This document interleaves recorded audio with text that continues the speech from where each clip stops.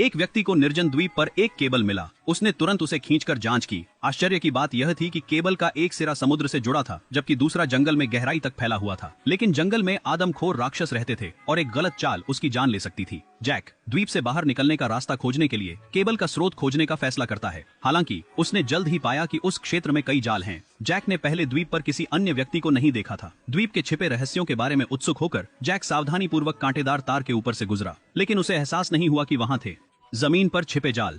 जब जैक ने उनमें से एक पर कदम रखा तो सभी जाल एक साथ सक्रिय हो गए। एक रस्सी अचानक जैक के पैर के चारों ओर लिपट गई, उसे ऊपर खींच लिया और उसे हवा में लटका दिया। जैक पूरी रात इसी तरह लटका रहा। जब वह बेहोश होने वाला था तभी उसे पास में कदमों की आवाज सुनाई दी। जैक ने तुरंत मदद के लिए चिल्लाया, लेकिन उस व्यक्ति ने उसे बचाया नहीं। इसके बजाय वे चुपचाप खड़े रहे। जब तक जैक बेहोश नहीं हो गया तब तक उसने आखिरकार उसे बांधने वाली रस्सी काटी। जब जैक जागा तो उसके हाथ और पैर एक बिस्तर से कसकर बंधे हुए थे और एक महिला उसके बगल में खड़ी थी।